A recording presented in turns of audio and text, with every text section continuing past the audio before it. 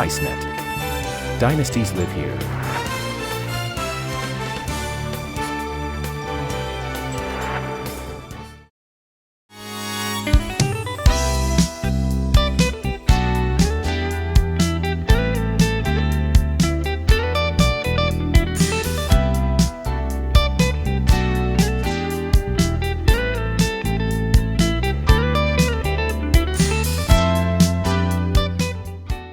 Pittsburgh Penguins were making it look easy. Look at Mario Lemieux just cruise on the wing and then put it in front for Kevin Stevens. And the Pens lead the Islanders. They were just climbing all over them. Still in the first, watch the great passing and stick work here. And skating, Jaromir Jagr. Beautiful to Phil Bourque in front, and it's 3-0 Pittsburgh, and the rout is on. But the Islanders suddenly answer the alarm. Randy Woods from 80 feet. And soon the game is tied. In the third period, though, it was all Pittsburgh. Jagr does it again. Look at the stick handling here. He'll rag the puck. He's in the slot. There's a guy in the slot there. Phil Bourque is in the crease. That's illegal. Nobody calls it. And Jagr gets the goal. Hey, that's Ralph Macchio, the Karate Kid. He's the celebrity captain of the New York Islanders, who celebrated the start of their 20th season by inviting past captains to their home opener. Unfortunately, the pregame introductions did not include holdout alternate captain Pat LaFontaine, but the Flyers still had to deal with the man who wears the C. Left it and has to regather. Back now for Norton. Shoot, score on the deflection by Sutter. Captain Brett Sutter gave the Islanders a 5-4 lead. But late in the game, Sutter was in the penalty box. Randy Wood was banished with a major, and the Islanders had to face a 6-on-3 disadvantage after the Flyers pulled their goaltender. Even after Sutter returned, the final moments were hectic indeed. Broken up at the line by Flatley. Talk it across to Lamokin. 40 seconds to go. Flipped one that's tipped off the glass. Norton drills it back off. Good keep by Duchesne. Duchesne hands over for Lotto. Winds up and shoots. Blocked by Healy. Forced away by Norton. Down to the last 30. Puck taken by Lamokin. Back to the point to Lotto. Lotto waits. Winds up and shoots one. And that blocked aside by Flatley. Moving in deep is Lotto. 6 attackers against 3. Holding on to it as Rick Tocchet behind. Looks, has Eklund there. Can't get it loose. Puck knocked loose by Riki. They jam it up along the boards. 12 seconds to go. Puck taken by Eklund to Lotto. Lotto waits. Drifts to the slot. Shot. Beat down by Healy. Still they scrap for it. Healy able to knock it down, and the Islanders able to clear it. And the Islanders win it by a score of 5-4. With 5 points in 4 games, the Isles were off to a surprising start. 3 nights later, Derek King had a surprise for the Pittsburgh Penguins, and everybody else for that matter. King broke a team record with 3 goals in just a minute 18. To David Volek, back to King, had to reach for the pass. Brent Sutter sets up King, he scores! Now David Volek sends Derek King to the right side, snaps one, he scores! For Norton, over to Curvers, one time they got it through in front. Here's King to the hat trick, he's got it! Freeze it! King's barrage helped stake New York to a 5-1 lead, but a hat trick of his own from Mario Lemieux and this overtime goal from Phil Bourque gave the Pens a stunning win. And just like in Jersey, the early season can bring a lot of ups and downs. Now it's time for an NHL update. Today, the Islanders shipped disgruntled holdout center Pat LaFontaine, along with winger Randy Wood and defenseman Randy Hillier, to Buffalo for center Pierre Turgeon, wingers Benoit Hogue and Dave McElwain, as well as defenseman Uwe Krupp. The Islanders didn't stop there. New York also sent center Brett Sutter and left wing Brad Lauer to the Blackhawks in exchange for center Adam Creighton and left wing Steve Thomas. Jerome Jurenovich. Comings and goings on Long Island. With the Islanders off to a slow start, it was time to pack some bags as general manager Bill Torrey decided to take action. Watching the team through training camp in the early part of the season, I can't recall a team that's worked harder and wanted to win and had the overall attitude that this group did. And obviously, through some of the early games, you could see we gave it everything we had, but we just kept coming up a little bit short. And I felt, in fairness to the team, that the sooner we acted to give them some help and some support, that it would be very important in the long term. So I guess that's what really kind of triggered my thinking.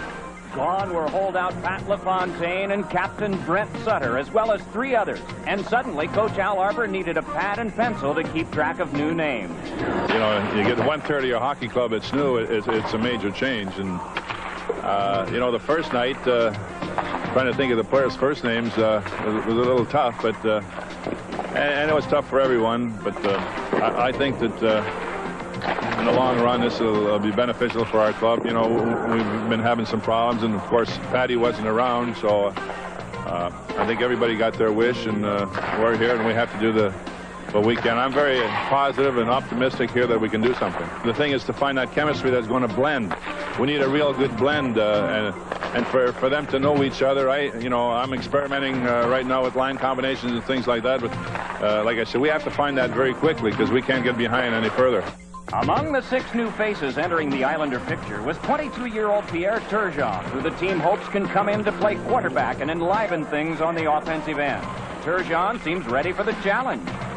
It was a big shock in the morning when I learned it, but right now it's much better when now we started to know more of the players and we know a bit more the area, and so it's kind of nice right now. So I think everybody's looking forward for that to come here and play well, and we'll win some games.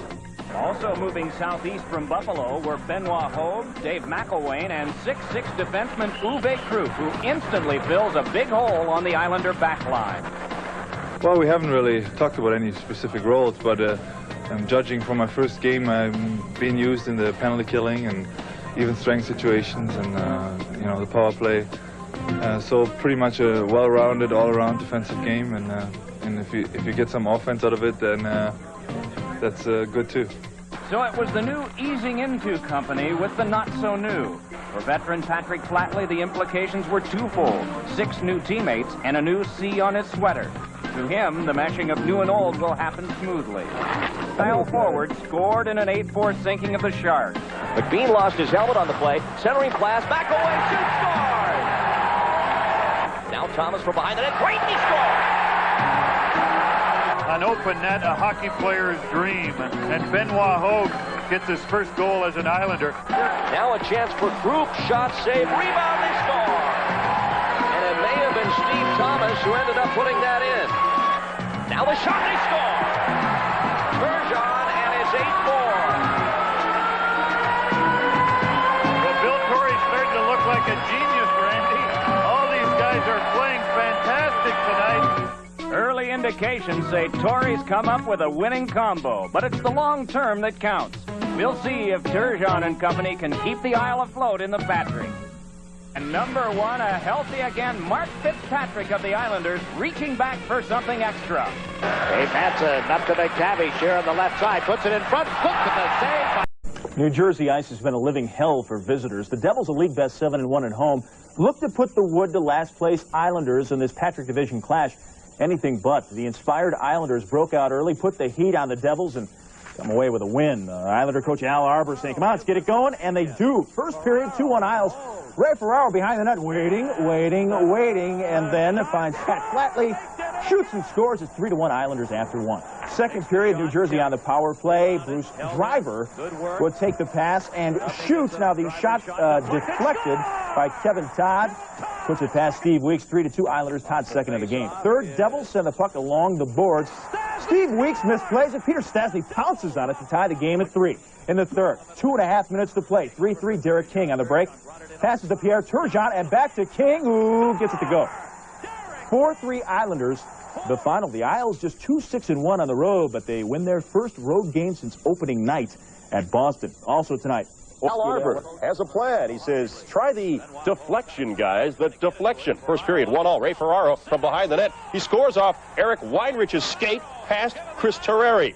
And the Islanders led it 2-1. Then Benoit Hogue finds Pat Flatley, who scores off the stick of Scott Stevens. 3-1 Islanders. Third period. This game is tied at 3. Pierre Turgeon beats Derek King, whose shot bounces off or through Terreri into the net, and the Islanders win it 4-3. 1-0. Well, Ray Ferraro, one of the guys that's been on his game all year long. That's his 21st goal of the year. And Ferraro, the former Hartford Whaler, just drills this one up into the top of the net off the Red Wing defenseman's stick.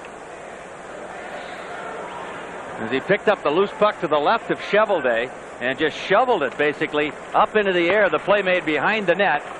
And who's in front right there? It's Fedorov, who came out to try to check the stick, or the puck went off his stick rather, and right up into the top. And if the Red Wings hockey game, Derek King has not scored 24 goals by love tapping the puck like that. When you're around the front of the net, you've got to smoke that thing, backhand, forehand, whatever you can, in case the goaltender just gets a little piece, and you hope it goes back. In front, screening the goaltender. Here's Nicholas Benson with a drive, deflected in front, and Weeks got a piece of that one. Puck got through, Fedorov along the board, sneaking in as Yzerman. Took a hit there from McAway. Behind the net is Fedorov. He goes to the corner now for Yzerman. Yzerman right out between the circles, dumps it back for Fedorov. 45 seconds left in the man advantage. Now Yzerman goes for the front of the net, pass to Burr, back to Fedorov. Left the shot goes, trickles in, and Weeks made the stop. Fedorov had Lidstrom open on the left point. With his 21st of the year, we're tied at 1. Boy, that's a bang-bang play. John Burr with great hustle jumped into the side of the net, picked up the loose puck with an Islander right on his tail. And he got the quick little holler from Paul Yzerman. Look at this. Bang. There it is. Bingo. Doesn't handle a puck. Puts it right through. Steve Weeks ties the hockey game. Now, Paul Yzerman, over the last 2 games, Mick, as I believe Yzerman won the draw cleanly, and that breaks the deadlock. The Red Wings lead it 2-1. Boy, a couple of the Islanders had still not moved off the spot they took up for the face-off as the puck was going in the net. And I would have to believe that Weeks was screened on the play. I mean, Chiasson can shoot the puck, but from 55 feet out, he had moved either. You see what happened there also is Chiasson had switched positions with Konstantinov. He's a left-hand shot on the right. There's Konstantinov, the right-hand shot over on the left.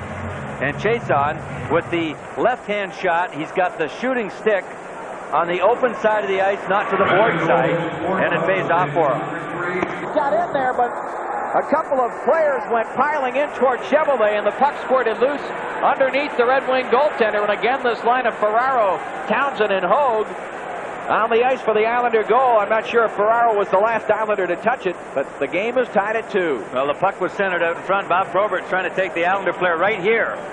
And as Chevelday tips it, it goes off a leg. He tips it again, and it either went off Ferraro or Konstantinov, or the two of them together, and really went into the net with some force. Watch the second tip by Chevelday, right there.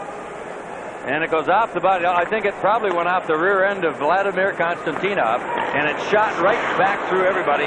Turned it right around, and yes, there is the big man, Ray Shepard, again, who that very quick release doesn't waste any time, and that's why he is a natural goal scorer. He leads the team with 22, Mick. He has scored 15 on the road. He knows where the net is all the time. Every second that Ray Shepard's on the ice, he knows exactly where the net is, because so many times he gets into traffic in tight areas, and he's just getting a little stick on it, a blade on it, a little wrist shot, snapper. After the puck was frozen by Weeks, Yzerman took a slash across the midsection with that bare hand, boy. That's a dangerous situation. The stick wasn't up. It wasn't. He hit him with the shoulder, but the problem is the Islander player never touched the puck. I don't think he saw him coming.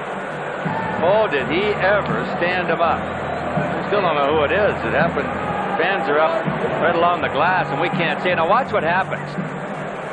Boom, McAway. Oh, boy, did he ever hit him. He had turned around. He was looking the other way. Turned his head back around just as he got there, but too late to do anything about Konstantinov, and they both stood straight right up. And McAway went down very heavily, and he is got cobwebs upstairs for the moment. Oh, he's only himself had 1 goal in the last 20 games, and he can't believe he didn't get one there. That's just good hustle, you know, and a bit of luck as well. Miller with the long foot shot, rather, a 70-footer. The big rebound bounces up to Yzerman, and he catches Weeks trying to get it. He stuck it off him, and there's Miller. Weeks just back in. Here, Miller with the hand up. He thought it was in the net.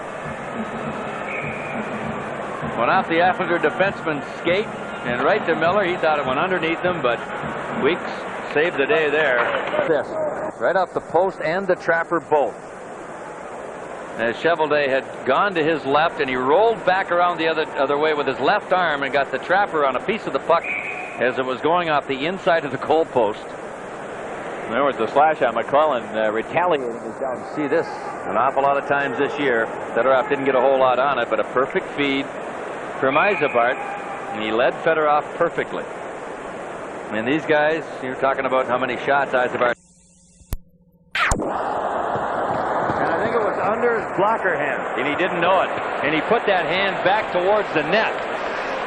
And the crowd knew, or they could see it back there, and they reacted to it, but Weeks had absolutely no idea where the puck was. A one-timer by Lidstrom from Chason. There's the setup, boom. See, it's under his right hand, under the blocker, and he doesn't know it. Watch him put the hand back, right there.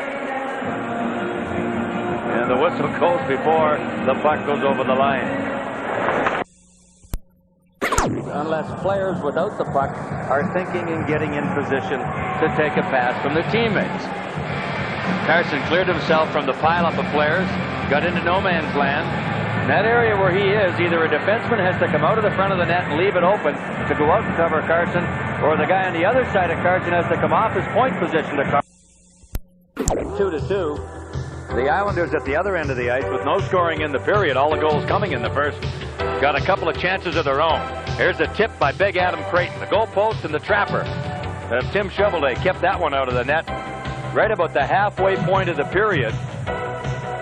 And Chevelday, when called upon, was sharp at the Red Wing end of the ice, and the Wings back against Steve Weeks again.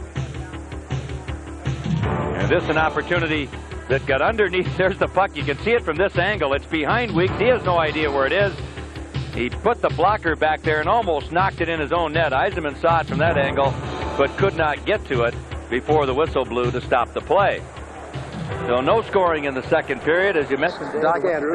That's our sports guy at 295, Doc Andrews, and 4'7". He is not as he says, he's not short. He's just vertically deprived. And he saved it. There were 10 shots and 9. Oh, well, look what he did. That's interference. Yeah, that was. It was kind of a rebound shot, but 9 went in out of 10, so that was $50 per goal. What's that WJR thing there? And then, so that was $450 from high grades, and then the Red Wings matched it, total $900. Now, Dick, you have you've been known to put the pads on, play a little goal yourself. For Nicholas Lidstrom. Along the boards now for Carson in the slot. Coleman fired it just wide of Weeks. Held in by Yzerman. He goes back to Lidstrom. Back to Yzerman at the right point. Little backhand pass now goes to Carson. In deep they go to Shepard. Shepard. Saved by Weeks. He flashed out that right skate and somehow got the toe on that hard shot along the ice by Ray Shepard. You won't see Ray Shepard get beaten by the goaltender one-on-one. He had some mustard on it too, boy.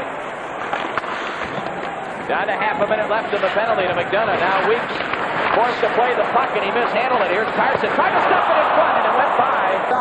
Back for Fedorov. Dives him up. Way down in front. Takes it on. He hit the goal post. Oh, they had the goaltender Weeks down. And the shot hit the goal post. McDonough out of the box. 1983, the Red Wings drafted 18-year-old center Steve Yzerman. It didn't take long for Steve to become one of hockey's most exciting performers. Blessed with great skating ability and puck-handling skills, Yzerman has put together some amazing years, scoring 50 or more goals in each of the past 4 years. This player profile has been brought to you by... Calling for interference as an Islander player cut near the crease that Chevelday went down, but not a whole lot of arguing by the Red Wings on just the 16th shot on goal. Well, there's the key right there. There's 4 Red Wings on the left side of the ice and nobody home but Bobby Dallas on the other side. And Berg at the point is left completely alone and allowed to walk in and drill it through the legs of Dallas and the Islander forward in front of Tim Chevelday. A knuckleball. And that's why there wasn't a whole lot of arguing, because it really was Bobby. For Kevin Miller. Miller taken down. Penalty coming. Who's it going to be, though? I think Creighton and Gallant were all tied up as well. And holy smoke, what a stop that Weeks made on Gerard Gallant. Tremendous. Gallant. Hey, there's the pull on Yzerman there, and there's the save by Weeks. As Gallant had an open net for a second. And it hit the blocker and popped up over the crossbar. And there's Yzerman completely being hauled down, loses the glove. And they've got the extra man. Dennis Baskey gets the penalty. Red Wings' fifth power play tonight. They are 0 for 4 against the Islanders, who came in with the worst penalty killing percentage in the NHL. Up front, it's Carson, Colbert, and Shepard. Here's a giveaway by Keita. Dalek moves in, and he fired it just wide. Boy, that one would have really been a costly goal for the Wings to give up. And the crowd starting to get on the Wings a little bit. Dumped around the boards. Colbert gets there. Holds up in the corner now. Gets a pick from Shepard. The crowd starting to make some more noise here and try to get into it. Kerber's had it and lost it. He just ties it up along the board. Now it's pulled out of there by Carson. Carson at the rim of the circle settles it down. Goes to Probert along the end boards. Probert tied up by two Islanders. Pilon shoved him to the ice. And the trick. I believe it was McCrimmon that fell down in the neutral zone. And all of a sudden, what looked like an innocent rush at center ice became a 3-on-1. They were calling for an interference call on the play. That's what it was. Hogue with the puck on the right side. One of the Islander players, I think, interfered with Brad McCrimmon. And that made it a 3-on-1. And Ferraro finishes off his hat trick. Yzerman trying to get back, but just can't quite get there. And Ferraro drills it by Tim Cheveldae for a 4-2 Islander lead. 8th career hat trick, as you see there for Rick. He scores! Ray Ferraro with his 4th of the night, a clean breakaway after a turnover center ice, and it's a 5-2 Islander lead.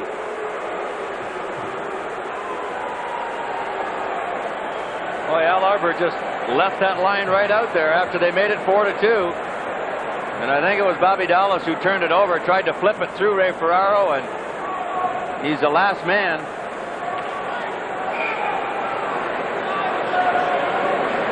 And Ferraro does something different this time. The last time he drilled a shot, this time he went to the deke and flipped the backhand between the legs of Tim Cheveldae.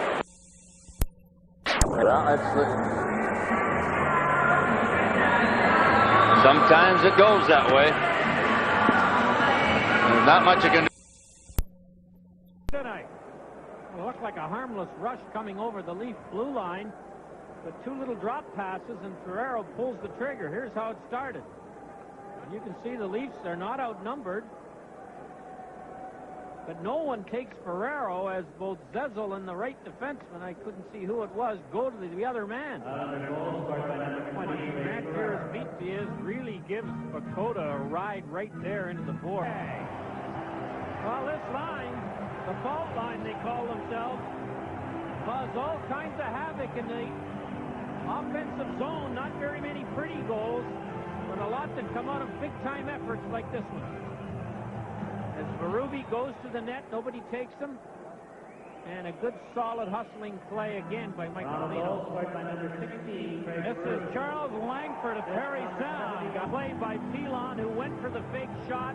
And then goaltender Weeks is down way too early. I don't want to take anything away from Merwa, but a bad play by the Islander defenseman. A goalie who prematurely went down. Merwa saw it and put it up. Ties this game at 2. Well, most of the people in the Gardens were looking at Berube nearly taking Pilon's head off, and Grant might have been taking a look at that, or some of his teammates, as they waltzed out of the zone. And McElwain, as we mentioned in the opening, can really skate, and he dances by everybody, takes a little slash from Rouse, lays Grant Pierre down and puts it in. There's another look at it. Smooth as silk.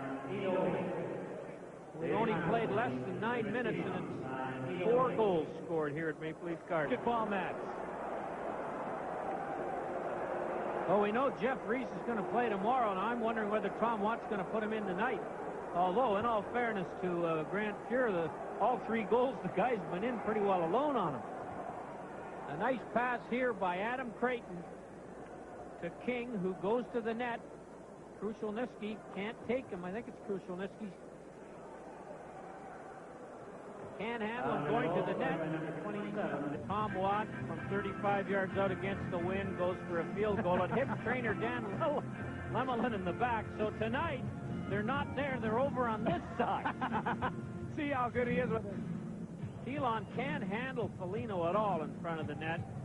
Weeks is tap dancing in the goal, makes the stop, and Phelan's got Foligno's stick for a second. See him? He's got a stick. And Foligno can't get it loose to try and poke that rebound that he knows is sitting right there. Gill by Sameta, who was knocked down. Look at this prone pass. And watch Weeks come across. If he'd have come across standing up, I don't think it would have been a tough stop. Todd Gill one-timed it. Vakoda, Nick Vakoda and Todd Gill. Not sure Gill is too excited about throwing punches yet with that broken finger of his. And it looks like more he's intent on the wrestling stages here than throwing them. And Vakoda's taking advantage of it. Well, Vakoda got into this fight before Gill was ready. And we know that Vakoda can really throw him in this league. He's got 9 goals in his career. He got 3 of them in one game, the other 6 in the 220. Well, I'll tell you one thing. Mike Bullard's got a very quick pair of hands, and he showed you right there how quick they were. He had to recover that puck as it was rolling wide, get it back out front, put it in. A nice pass right there to Shannon. Now watch Bullard. Now, you think that he had lots of time, but if you're in that spot, you don't have lots of time. Here's another look at it. Bullard has to get it, control it, bring it back out, and put it in. Mike, when the rebound comes right back to the defenseman's leg, and Grant was scrambling along and falling back into the net on the second shot. Here's the first one. Now watch Fuhr. Gets halfway up and has to go down again to make the second. Not how hard you shoot it if you get it on the right spot. Let's have a look at this play. McGuire's got it, skates over it. Curvers just gets it on the net. I mean, he's just hoping that puck gets tipped, and it actually did hit a Maple Leaf on the way in and beat Fuhr to his left.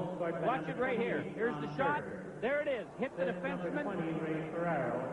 And number 26. And deflect into the net. A lucky goal. 12:45. But if you put it on.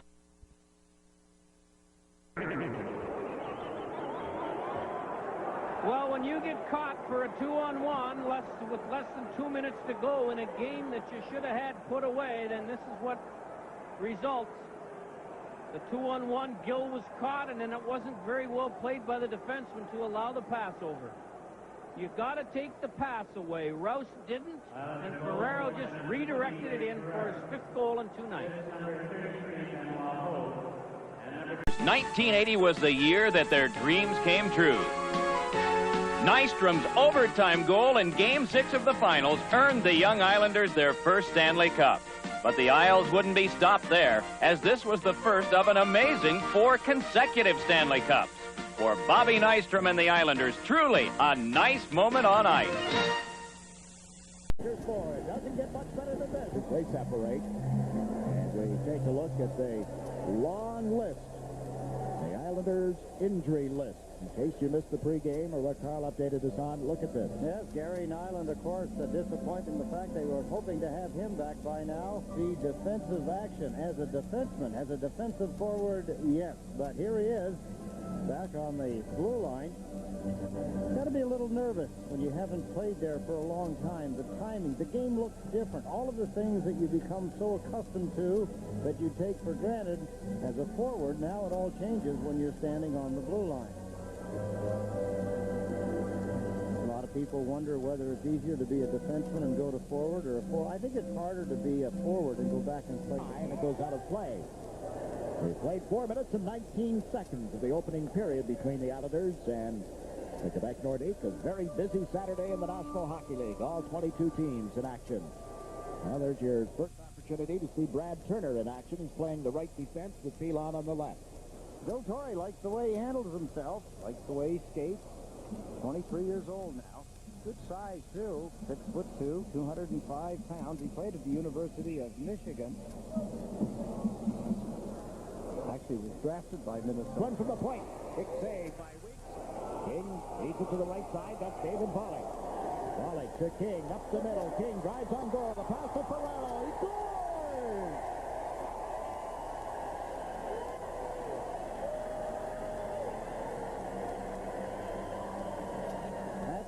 number 20 for number 20, Ray Ferrero. That play started down deep in the Islanders' end. They are generating some offense from their defense. David Volek with a good move to King, and Derek King creates the 2-on-1. There's a little dump pass. Ferrero did a good job of controlling it and putting a backhand in behind Ron Tugnut. There's the play by Derek King to Ferrero. He pulls it to the backhand and puts it between the legs of the goaltender. 7 times now, the 7th consecutive year. Held in by Turner. Back coming out of the corner. That was Pazlowski moving it towards center ice, and now Pazlowski, hit after the play, is down on the deck. The back training staff coming out to attend to the former Winnipeg Jet, Greg Pazlowski. You can see it happen. The play was up in the center ice area. One of the Islanders was, I understand it's his legs as he grabs for his head. It's the pain, I suppose, that he's fighting off. It was a leg game for the Lions. How about Denver beating Houston today? The last minute, Washington with no problem against Atlanta, so the Redskins are going to the NFC Championship game.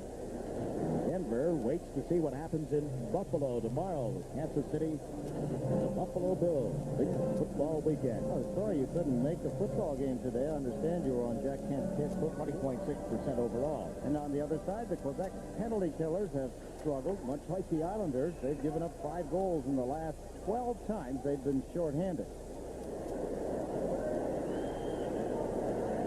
Backup goaltender tonight, Jamie McLennan. Won the Del Wilson Trophy as the best goaltender in the Western Hockey League last season. And some of the previous winners, pretty good company. Brad Pure, Mike Vernon, Mark Fitzpatrick, Danny Loren, and a guy by the name of John Davidson. All right, J.D. Well, he's 20 years old, born in Edmonton, Alberta. Able to cover the puck. Oh, big mistake by the Islanders, and look at the reaction by Owen Nolan. Tom Fitzgerald, whoa. Nolan just suckered the 2 of them. He just suckered Pilon also. He's really upset. See how an intense scorer he is. Take 1. Patch the Heels and Flat Show on the Islander pregame show. That's right. Flat and Heel show on the Islander pregame show. What's it showing us? All-star ballots. He filled them in. 3,000 ballots. Maybe he'll be a write-in. The Heels and Kathy Lee Gifford show. Flat show, even. We could sing a song, but we don't have enough time. You also have to take your height, and it's set for Glenn's height. That's the Heels and Flat show on the Islander pregame show. That's the Flats and Heels show. Defenseman. Derek King back to Creighton. Adam Creighton got checked by Tatarna. Finley held it in. Sets up Ferraro in the corner. Back toward King. To the blue line for Finley. He curvers. Walks in. Centers to King. He shoots. He scores!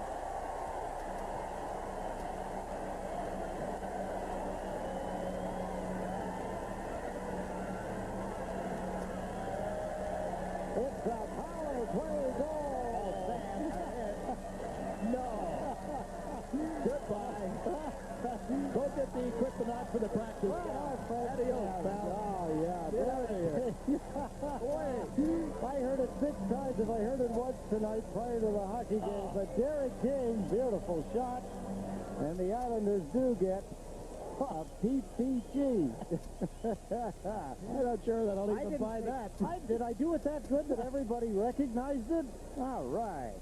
His 24th goal, 12th on the power play for Derek King, and the Islanders have a 2-2. Doesn't quit coaching. Here's a break for McElwain as the puck ends up in his stick. He comes in on Tugnut and scores!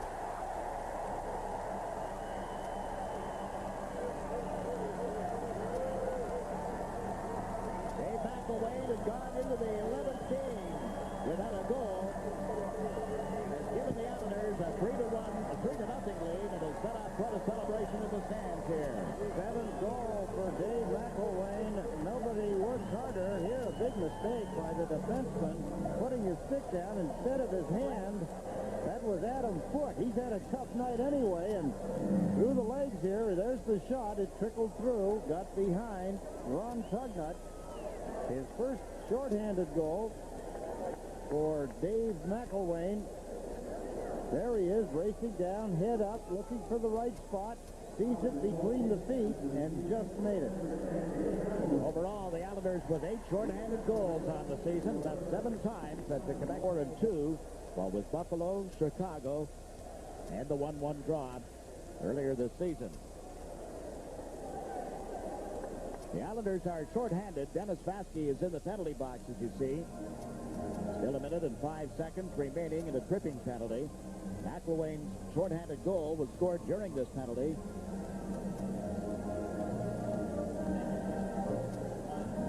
Clock is now showing 1 minute and 6 seconds left in the penalty.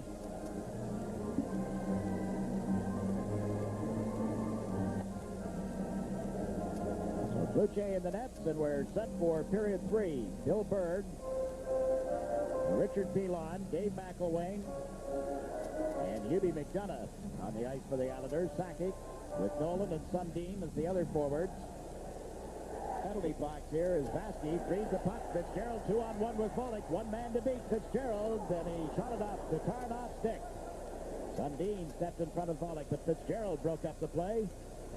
That's Tarnoff with the outlet through center ice, and it's recovered by Jeff Finley. We're 1.5 minutes into the third period as Ferraro takes Finley's pass and hit off the wing, shot it, and the rebound is banged in. And look who scored the goal. Graham Townsend out of Kingston, Jamaica, got an RPI, and called up from the Capital District Islanders for the 3rd time yesterday, makes it 4-0. That's his first goal, playing in his 3rd game. The Islanders, Adam Townsend. If hard work pays off, it should for him. He puts a lot of effort into his hockey game. Here's Ray Ferraro. Look at the header. What a great picture of a shot. There's the rebound. You can see the open net. Adam Townsend's got the puck in the net. Graham Townsend, excuse me, he almost put himself in. There's the shot by Ferraro, the rebound, and it's in. And with that goal, Townsend has retired. Yeah, he's got his bonus. Ball 36 saves. Was able to get about 20 feet in front of Chevrolet, Mick, and let go the low shot to give the Islanders a 1-0 lead. Just great with that big long reach, got into that mid-slot area and pulled that thing back into his feet very, very quickly. And he got a pretty quick shot away, a snapshot version. As there was traffic in the area, and he let it go very quickly. The play set up by McDonough. Right there to Creighton, and watch him make the move back into the middle right there in front of Bob Probert, and snap. It looked like Chevrolet may have been screened. As the Islanders were cutting for the net, Thomas was there. Watch the Islander player right there. Townsend, who cut right in front of Chevrolet, and I don't think Moves it into the circle for Turgeon. Turgeon sends it back to Krupp. Krupp back to Curvers. Curver sends it toward the net in wide. King couldn't redirect it. Here's Turgeon behind the goal. Tied up by Chason. Nice play along the boards to Yzerman. Yzerman able to clear. King now at the rim of the circle. Sends it back for Krupp. He'll go to Curver. Back to Krupp. Krupp winds up. Lets the shot go just wide of the net. Sent back in by Curvers through Chevrolet, but it came out wide of the far post. Here's Curvers again. Back to Krupp. Krupp winds up. Goes across King. One time it hit the outside of the net. Could be able to get a better angle shot than that on a 2-man advantage. Redirection chance for Turgeon was blocked. Chason plays it up the boards. Yzerman gets there, chips at it once. Curvers able to hold it in. It's pushed back toward the line. I think it's outside the line. It was outside the line, all right. Chason like a bulldozer. Hubie McDonough has only played in 8 games coming into tonight, and this is his 2nd goal. Brad McCrimmon standing up, so is Lidstrom, and they got no help from the forwards coming back, and that's why McDonough ended up in behind the defense.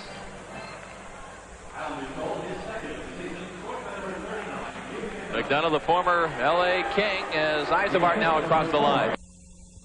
Center ice in, and he didn't even handle it. He just ripped it on the stick side, blocker side of Fitzpatrick. Here's a good look at it from behind. Look at Burr. Boy, those are fun to let go. I mean, the goaltender has no idea where they're going. Sometimes neither the shooter does either.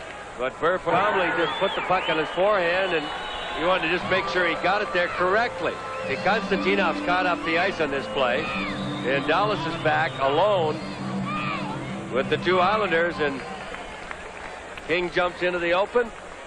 Turgeon makes the perfect pass. Chevrolet got a piece of it.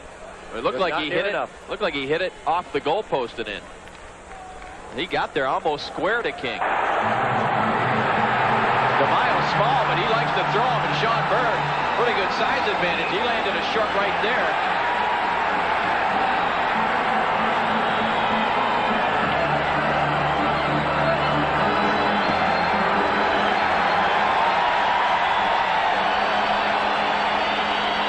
DeMaio's listed at just 5'8", 175 pounds, may have surprised Sean. Another one right now. It's the Islander goal by King. We're going to look at first Tertian over to King, and what happened here is Probert and Shepard got caught. Carson was at the top of the screen there on the goal. He was using to see a replay on that. It looked to me like Chevrolet had his right skate right up against the base of the post. Sure did. And boy, Brian Murray's going to be upset because of the non-call by Stewart at the other end as Murray was going in after a loose puck. Well, it was Curvers who shot the puck. Chevrolet made the stick save. The puck came off a skate. It doesn't look like the net came up in the air at all, and there isn't any question it ends up back in behind. And obviously, he just didn't get that skate against the goalpost in time. It's Jason's skate. It goes off right there. He's got that foot off the corner of the crease, just a hair, and the puck found a hole to get in, and the Islanders lead by 2. To hold Konstantinov up, he's got to stand up somewhat with the shooter, and McDonough just came from behind at full speed. It took a perfect pass, and it just didn't allow Konstantinov to get any more than an angle than that on him, and he still allows himself to get a good shot. He uses that right side of his body. Look at that. Protects the puck right up the goal stick of Chevrolet, and a 5-2 Islander lead. Second draws a mixed reaction from the crowd. You don't like to see the officials get run into like that. It happened to Trottier the other night. Stewart here tonight. 5-2 Islanders, 4:41 remaining in the third. Hit from behind. He didn't see Sean Berg coming. He slid underneath him. He landed right in the small of the back. And this Islander team that had won only 15 games coming in here tonight are going to win their 16th tonight, and 2 of them against the team that was tied for the best winning percentage in the league coming in. Great release there by Creighton. Well, he tapped it off the inside of the goalpost.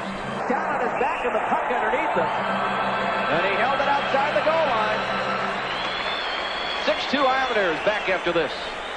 And 68 points, 3-0-1 on the road trip from the NHL. So with the 2 big guns out of the lineup, the Islanders being a little forceful. Richard Pilon, Steve Thomas and company. First period, some strange goals in this one. Tom Curvers the shot. Wendell Young gets his glove on it, but he can't find the rebound. Rob DeMaio does. Puts it in. Game tied at 1. 21 seconds later, time running out in the first. Tom Fitzgerald, off the Benoit Hogue feed, he just bats it in. And it went in. And it was that kind of night for the Penguins, who lose 8-5. The Islanders hold on to... Power play. A penalty called on a Flame sets a spark on the island. State King of the Islanders. Here's league best number 17. Herbert for the feed to King. He's onside and scores! Power play goal for Derek King and a 4-3 lead for the Islanders. New York's Derek King finds the power. Losing skid, and they could not against the Islanders. Pat Quinn hoping for a victory. A little give and go, and Pierre Turgeon makes it 3-1 Isles. Canucks trying to get back into it. Greg Adams with a blast on Glenn Healy. Nice save, and it's not out of there yet, so he has to smother it. Canucks keep attacking. Adams again. Scoring chance stymied by Healy. Healy has it underneath. Healy hot all night with 37 saves. Trevor Linden, his best shot. Healy says, you're not good. Get out of here with that. And with the win, Robitaille, since the All-Star break, has scored across the blue line to Hubie McDonough. Phil Housley tries to take McDonough down, but he sneaks the puck in anyway. And that tied the game at 3. Then on the power play, King to Turgeon, Steve Thomas all alone. His 15th, and it's 4-3 Isles. Then 1:10 left in the third. Jets on the power play. The slap shot, Fitzgerald save, but Tomas Steen is there, and the puck dribbles through. So we go to OT. 2:10 left. Ray Ferraro, the puck over to Tom Fitzgerald, who gets it around Bob Essenza, and the referee, Mike Magoo, says, yeah, that's where the puck went in the net. He made it clear, and in OT, the Islanders win those playoff fantasies. Made the journey from the rink at Maribel to the National Hockey League. Some, like Scott LaChance from the United States team, are beginning the most important development in their careers.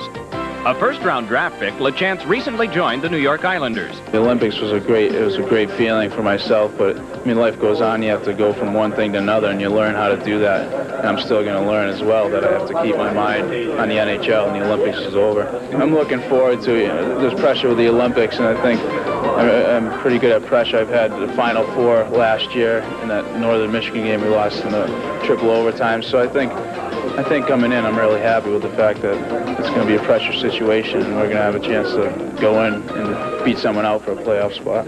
LeChance joins an Islander club that has had experience with post-Olympic arrivals. Ken Morrow in 1980, Pat Flatley and Pat LaFontaine in 1984, and Jeff Norton 4 years ago. The organizational approach is to keep it all low-key. I think people have a lot of expectations on him, you know, from his family to his... He made his debut along with fellow Olympian Marty McInnes, who was the leading goal scorer for the Americans at Maribel. Both premiered nicely despite New York's 4-3 loss. Another to unfold for Mike Bossy. This week, his number was retired by the New York Islanders. Last fall, he was admitted to the Hockey Hall of Fame. Though his career spanned just a decade, it burned as brilliantly as a comet against the Long Island sky.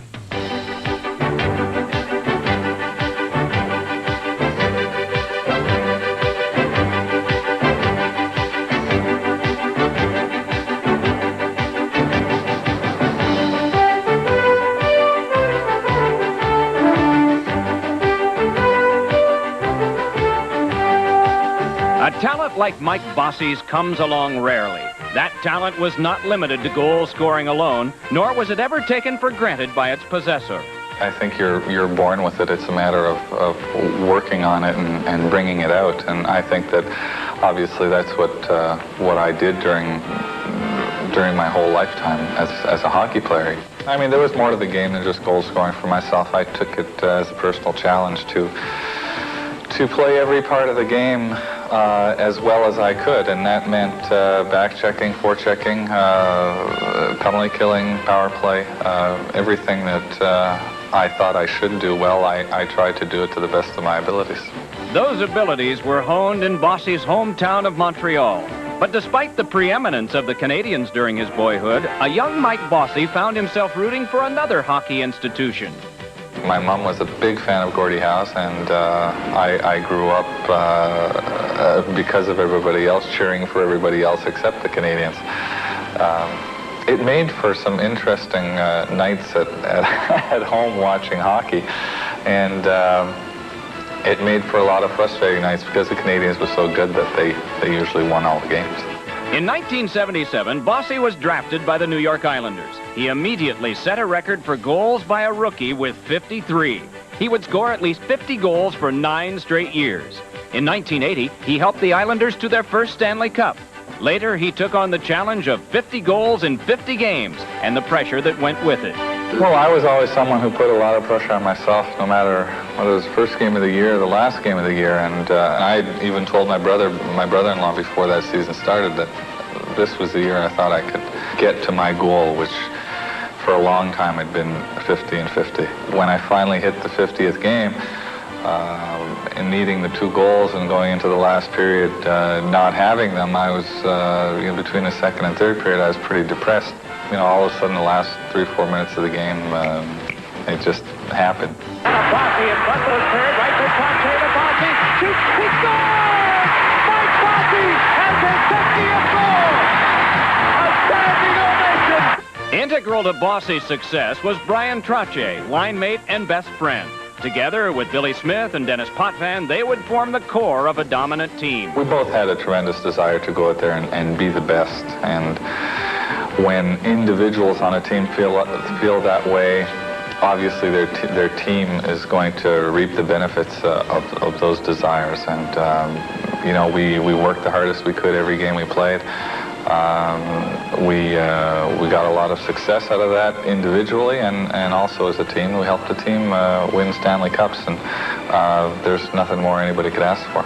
And yet, in his latter years, if Mike Bossy had asked for a healthy back, no one would have blamed him. His 10th season would be his last. At the age of 31, it all ended too soon. The biggest reason I'm disappointed is I wasn't able to get my 50 goals in my last season. I wanted to start with 50 and end with 50, but you know, I didn't get to write my own ending to my career, and I think that's probably what was disappointing at the time. Although now, I mean, you know, 4 years later, I don't have any bad feelings about having to retire because of the back. I feel bad that my back is still hurting me today, but I mean, it doesn't look like there's anything I can do about that.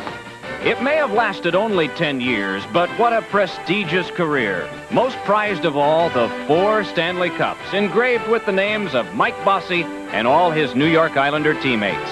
I know that I played on a great hockey team with a great bunch of individuals, and I think that to have as many individuals with as much desire as we had on that team is what made us so good, and is what made us win 4 cups in a row.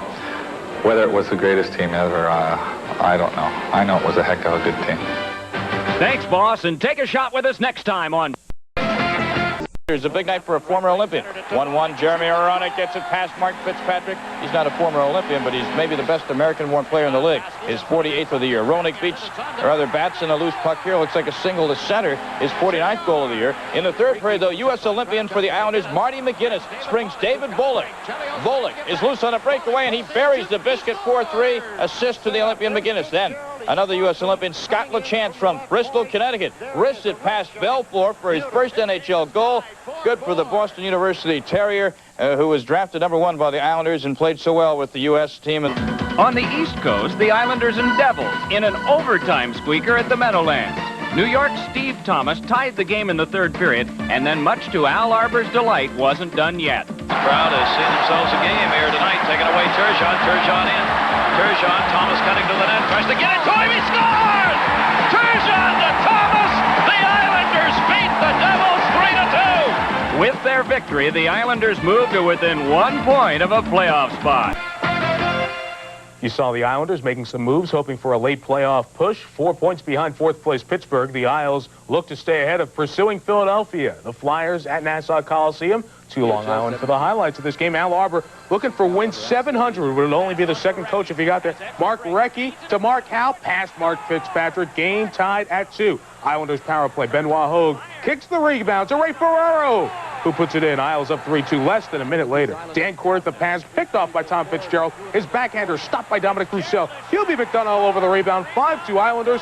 Al Arbor named the first star.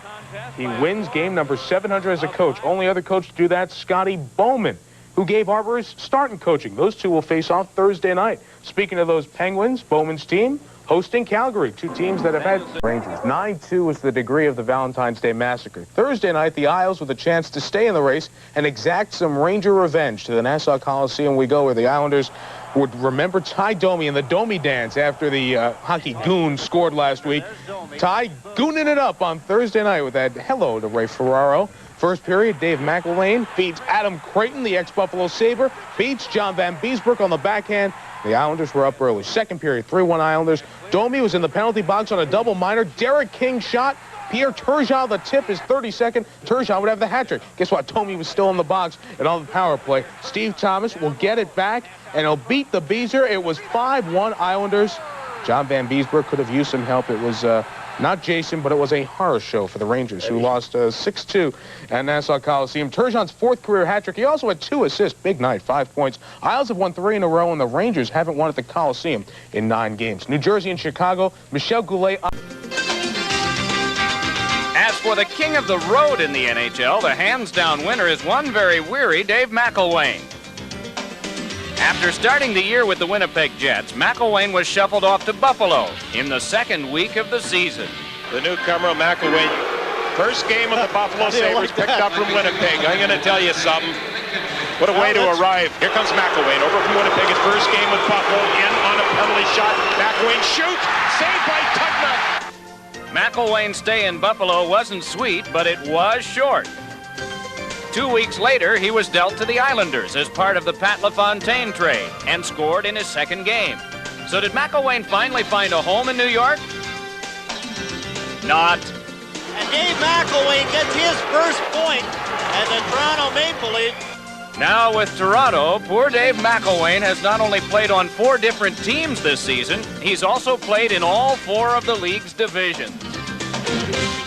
Next up, Philadelphia's Dominic Roussel, helping the Islanders help themselves. Bollig has it here. David Bollig up the slot. The shot was deflected by Huffman. Roussel lost it, and it's banged in by Bollig. Big mistake by Dominic Roussel. Watch when he goes out of the net to play it. He not only played it, he laid out a pass, and thank you very much as David Bollig shovels it into the open net. Another generous... Vincent Riendo, he hurt his knee back on October the 25th in his first start after being acquired from the St. Louis Blues for Rick Zombo. He's played 3 games in the American League and appears to be ready to go. Mark Fitzpatrick, who was outstanding again here yesterday afternoon in the victory over the Rangers. He is in the nets for the New York Islanders. Terry Gregson is the referee this afternoon. Kevin Collins and Dan by himself. Most of them went wider over top of the net. And finally it pays off. I don't believe it'll be a power play goal, as the Islander player was back on the ice but not into the play really. And Fedorov picked up the rebound off Fitzpatrick at about 2 feet on the short side to stuff it in. And he put it up high. Watch the rebound, came off the scramble of players right to 91, up over top of Fitzpatrick's glove. And the Red Wings get the first goal of the hockey game, but what a shooting gallery from back at that point. Miller may get an assist. I think the shot from Lidstrom hit Miller and went right to Fedorov. But McCrimmon and Lidstrom just bang, bang, bang, back and forth out at that blue line. Unbelievable. What pressure by the Red Wings on the Islanders. Fitzpatrick without his goal stick. That's the reason he had problem there. Just solid pressure by Primo, Crowder, and Burr. And Konstantinov will get the goal to make it 2-0. And for Vladimir Konstantinov, number 8 on the year. The Red Wing defenseman chase on first, and then Konstantinov just pinching in and gambling all over the place. I'm sorry, it was the defenseman, not the goaltender, that lost his stick there. I thought, well, you know, it was because the defenseman had given the goaltender his stick. So he didn't have the big goal stick. There you see him playing with the shooter's stick. And that big wide handle doesn't help him there. And it's 2-0 Detroit. 16-14, the time of Konstantinov's 8th of the year as McCrimmon sends it in wide of Fitzpatrick. Here's Sheldon Kennedy centering it, tipped away by Fitzpatrick. Probert gets a stick on it. Now Kennedy behind the net for Yzerman. Yzerman trying to break loose for a wraparound opportunity here, but had it poked away. Konstantino's 8th of the year, first at 16-14. Center ice, slapped away by the Islanders, but recovered now. McCrimmon went to Lidstrom, center ice. Now Probert dropped it back, thinking that Yzerman was going to cut into the opening. Here is Creighton with a wrist shot, and Riendo hangs on to that. Unassisted goal for Vladimir Konstantinov. Well, that's hard to believe. 16-14, yeah. Let's have a look.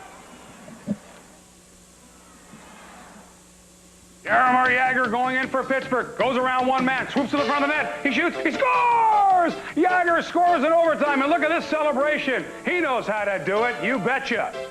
Then there was Montreal's Stéphane Richer. Behind the goalie. Scores in overtime. And the Habs win. And Richer does a little dance. Edmonton's Esa Tikkanen beats John Casey and then celebrates, but watch this. Tikkanen acknowledging the crowd here. Thank you, I love you too. Thank you. And the acknowledged master of goal scoring, Wayne Gretzky, on the rebound. Scores! Is this a drop-dead goal or what? Gretzky drops dead. How do you like that? And then covered in a sea of white. How about Edmonton's Peter Klima? Cooler than the other side of the pillow here. Look at this. Yeah, I scored in overtime. And then he does a Klima pirouette, a double, a triple Lutz, a Salchow, whatever you want to call it. I'll give it a 5.8. LA's Luc Robitaille scores. And look at how happy he is. Yeah, we scored. We won. Nobody hugs him. You notice that? We won. He's all by himself. Brian Leach to Ty Domi. Scores! Now, Domi doesn't score too often. What does he do? He rides the hobby horse here. Yeah, he's revved up, as you can tell. St. Louis's Danny Quinn will score here, and then the victory march from Quinn. Dun-da-dun, dun-da-dun, dun-da-dun. We scored. Then there's his former St. Louis Blue, Cliff Ronning, number 7 for Vancouver. Scores! Oilers in overtime against the Kings. And look at this. We won. We won. I can't believe it. We beat the LA Kings. We won. Can you believe this? Hey, how about Edmonton's Soviet rookie, a guy by the name of Anatoly Semenov, scoring in overtime against the Kings here? Now, it's jubilation. The Oilers are going crazy. Semenov's got the winning goal, but wait a second. Kerry Fraser says, no goal. Nope. We had interference in front of the net, and I'm wiping the goal out. Semenov gets up and he says, wait, what happened? I thought I had the winning goal. Oh, give me a break, ref. Come on. No goal? Oh, come on. But it's okay. Seconds later, watch this. Craig McTavish in front gets the winner against the Kings, and this time the Oilers win fair and square, and McTavish is swamped. Finally, it's Calgary's little big man, Theron Fleury, number 14. Fleury going in overtime. Fleury shoots. He scores! Theron Fleury. And then he says, hey, I'm on the Hebsies. I'm on the Hebsies. I made it to the Hebsies. I'm so happy. I made it to the Hebsie Awards. This is great. I'm going to be on video. Oh, I love it. Guys, I'm going to be on the Hebsie 3 seconds into the power play. And yes, Yzerman got a perfect bounce off the shot from Lidstrom. Went to the right of Fitzpatrick off the backboards. There's a good look at how it happened. Just enough angle. It comes right out the other side, and Yzerman's right there to bang it in the short side before Fitzpatrick can recover and get over to the short side. So it's 3-0 Detroit. The power play again, as it was yesterday against Vancouver. Great control, even though they didn't score yesterday. They had a lot of great opportunities and moved. By Fitzpatrick. That went hard off the stick and up into the seats out of play. A power play goal by Yzerman here early in the second, and the Red Wings lead it 3-0. Them back and then jumped on him and started slammed him. Thomas was after him earlier in the shift in the far corner when they were way behind the play, and this time he slaps Konstantinov with the glove, and Vladimir returned the favor. We'll figure it out when we come back.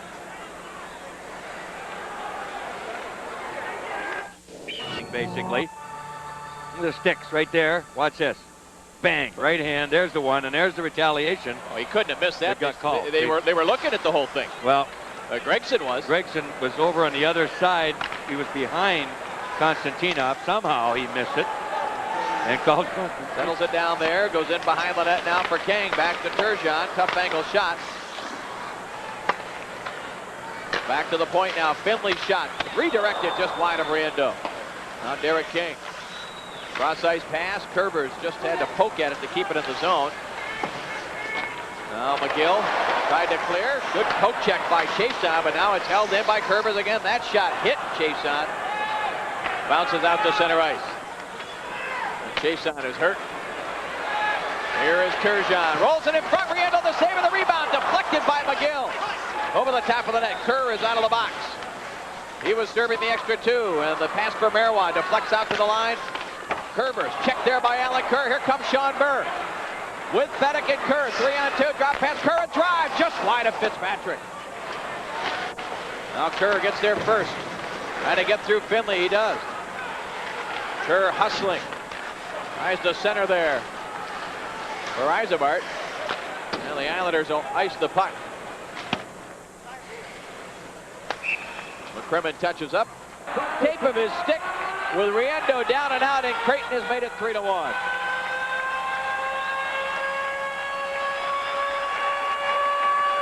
Pretty much a bang-bang play by the Islanders, and I'm not really sure that they meant it to come out this way, but it works for them. See, it's a 3-on-3, and there shouldn't be any trouble, but right there, when Lidstrom comes forward, and the Islanders get a break, the puck caroms off a foot, comes back forward, right here.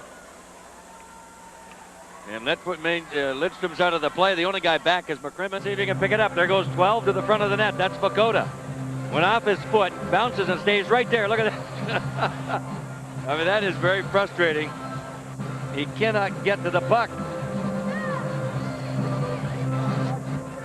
But a goal early, a minute, 12 seconds in. Makes it 4-1 Detroit. Which could, as we've talked earlier in the show, minute 22 in, not a minute 12. Have a look at it. Miller, the backhander. There's Primo right on the doorstep. He just shovels it by Fitzpatrick. With Vancouver losing today, the Red Wings win this hockey game. They tie Vancouver with 93 points. Here's Miller. Miller again with a chance, and a stop by Fitzpatrick. Here's Carson trying to set up Miller one more time, but intercepted by Krupp, and he clears. Well, the Islanders cut it back to 2. Well, that play all got set up when Bobby McGill was on the offensive rush, and the Islanders turned it back the other way and had the break. It looked like it may even be offside with Hogue jumping in on the short side here to our broadcast position. And the rebound goal by Volek makes it a 4-2 hockey game. 19th of the year for David Volek. Once again, that power play, boy, they're playing it very, very smart. Tic-tac-toe, basically. And Carson ends up slamming it into the far side, just inside the post. Nice set up by Yzerman. But again, the Wings move it around the horn pretty well with confidence. Really got the Islander to... Later, the Rangers were back in action against their arch rivals, the New York Islanders. In a tight checking game, the goals were few and the hits were many. And in the final minute of overtime, both teams had chances to win. Comes Turgeon across the line. Thomas to the right. Turgeon shoots, save Van Beesbrook. Rebound, hit the post. Steve Thomas hit the post. He had the chance to win it. 15 seconds to go. Amonte moves in. Cuts it against Finley. Saved by Fitzpatrick as he answers back on his end. 5 seconds to go. Messier's got the puck. Messier banned on the pass. Centers. It's deflected out of the zone. It's a 1-1 tie. Oh, that was a beauty. For the Islanders, it was a hard-earned point on the road. For the Rangers, a 4-game Weber sets up at the blue line. Into Turgeon. Now to King. King slips it through. Turgeon with a shot. He scores! Sneaky Pete. Pierre Turgeon takes the Islanders to a 1-0 lead. And it gets the puck for him. It almost seemed as though he was the last guy to know that the puck went in the net. There was a beautiful layout pass. There's the shot. At that point, he doesn't know if it's in the glove or in the net. He still doesn't know. Finally, he raises his arms after he gets around far enough to see the puck in the net. Turgeon, his 40th goal of the season, first goal of the hockey game. There, as it goes underneath the catching glove of Grant Pure. Only the third shot on goal, the Islanders have a 1-0 lead. Across the leaf line, Thomas moves to the right wing boards to regain control. Put it back to the net for Ferraro. To McGinnis. He scores! It's 6-2 for the Islanders. Toronto started with a very hot period. They were skating well, although the power play didn't show any shots on goal with Ferraro sitting out the rest of his penalties. But then, at even strength, Toronto get a couple of shots at Healy, and then back come the Islanders. Steve Thomas led the rush. Beautiful play behind the net. Ferraro to the front of the net. McGinnis, boo, top right-hand corner. Beautiful shot by Marty McGinnis. The Islanders have their 6th goal. Things looking bleak now for the Toronto Maple Leafs. Ferraro and Thomas assisting on the goal by McGinnis at the 2:37 mark. Well, there's Ken Baumgartner, the ex-Islander. He was busy with the negotiations as part of the team, the players' negotiating team, but makes no difference in a hockey game. Richard Pilon says, thanks very much for the help in negotiations, but here, take that in a hockey game. You're wearing the other sweater now. So far, Baumgartner and Vakota, outside of the first period when they had 2 shifts against each other, have not faced each other. Save. And the Islanders have come to Toronto and handed the Leafs a ticket to the golf course next Thursday.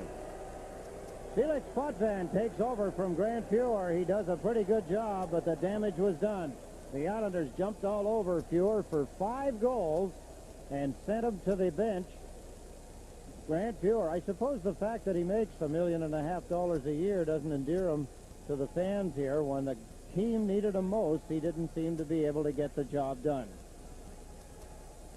So the Leafs now in the position of just having to play out the string with a game at Philadelphia and one at home with the New York Rangers. Toronto was eliminated from postseason. Possible what the Islanders scored. It was Derek King's 40th goal of the season, and it was significant for a lot of reasons. King getting 40 goals. He, along with Pierre Turgeon, reached that mark in the hockey game. It was a beautiful shot. But again, when you beat Grant Pure over his catching glove, there's something that's gone amiss, and that was significant in the New York telephone play of the game, because Derek King got his 40th, the Islanders had their 5th, and that really cemented the win away for the Islanders. The Islanders win in Toronto. Final score is 6-2, and we'll be back to Maple Leaf. The proceeding has been a special presentation of ICENET, the Islanders Championship Entertainment Network.